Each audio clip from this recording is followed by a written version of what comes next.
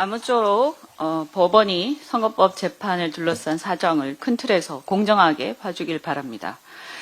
개개의 사실관계는 변호인들이 다툴 것입니다. 그러나 대한민국 헌법기관으로서 사법부가 재판에 임할 때 나무보다 숲을 봐주길 당부드립니다. 이 사건은 개개의 지방의원이나 국회의원의 선거법 위반 사건이 아니라 대한민국의 최고 국정 책임자인 대통령 선거에 관한 사건입니다. 당사자의 피선거권 문제도 있지만 그를 지지하고 기대하는 절반의 국민들의 참정권과 선택권을 보장하는 문제도 있습니다. 그리고 이미 그 대선이 끝난 지 3년이 다 되어가는 지금 차기 대선의 경쟁이 이미 시작되었는데 이제 와서 오래전의 발언을 두고 패자로부터 차기 대선에 출마할 기회를 원천 박탈하는 게 과연 합당한지, 승자의 숱한 반칙은 당선되면 그만이라 눈 감아버리고 패자의 반칙만 문제 삼는 것.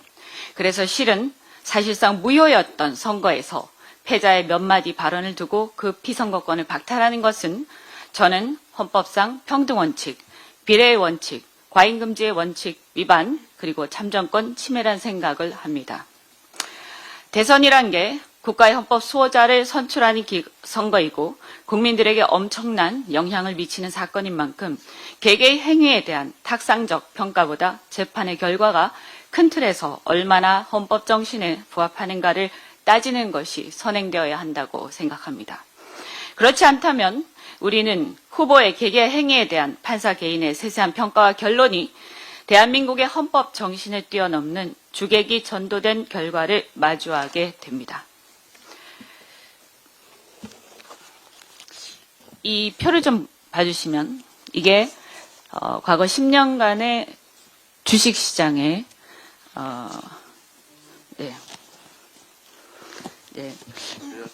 글로벌 주요 증시 연평균 수익률입니다. 미국에 비해서 우리가 6분의 1도 안 되고요. 대만에 비해서 5분의 1도 안 되고 그리고 일본에 비해서도 3분의 1 정도밖에 안 됩니다. 심지어 중국보다 못합니다. 이런 상황이 어떻게 벌어졌다고 생각을 하십니까? 이런 상태에서 우리나라가 더 앞으로 나갈 수가 있겠습니까? 과거 우리나라는 추격자였습니다. 선진국에서 성공한 산업 모델을 열심히 쫓아가면 되었습니다. 국가가 주도하고 재벌이 중심이 된 산업정책이 성공한 이유였습니다. 이제 우리나라가 선진국이 되어서 다른 선진국들과 같은 출발선상에서 경쟁하고 있습니다. 미래가 불확실해서 미리 알 수가 없고 이제는 보고 쫓아갈 나라가 없습니다. 재벌 1, 2세의 기업가 정신도 이제는 희미해져 가고 있습니다.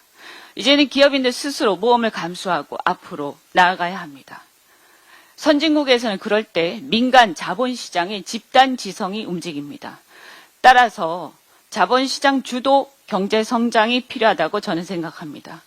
그런데 그 자본시장의 생태계가 공정하지 않아서 집단지성이 발전할 수 없고 발전할 수 없다면 그 나라는 선진국 문턱에서 주저앉을 수밖에 없습니다. 과거 추격자 모델로는 한계가 있기 때문입니다. 우리나라가 바로 그 지점에 와 있습니다. 최근 문제가 되고 있는 LG엔솔, 이스페타시스, 두산 에너빌리티 이런 경우 언제든지 지배주주가 일반 주주 지분을 탈취해도 눈뜨고 당할 수밖에 없는 그런 시장에서 누가 투자를 하겠습니까? 중국에서조차 작년 말에 이런 이사의 주주에 대한 책임이 도입이 되었다고 합니다. 그런데 우리나라에는 없습니다.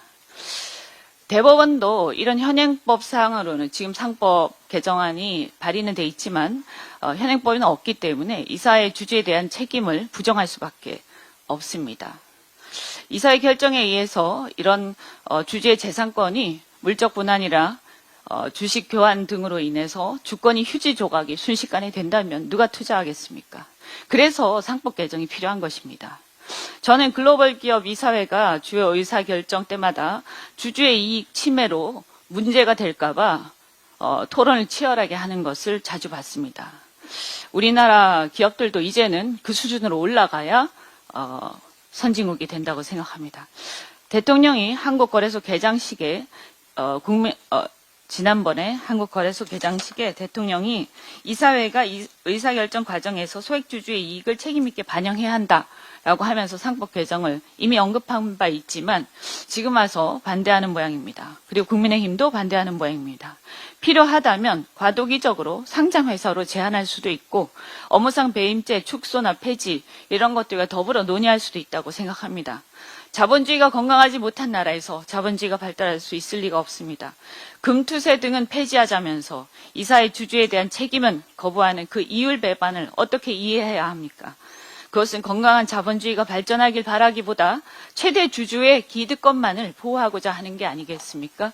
다시 우리가 다 같이 함께 생각해봐야 할 문제라고 생각합니다. 이상입니다.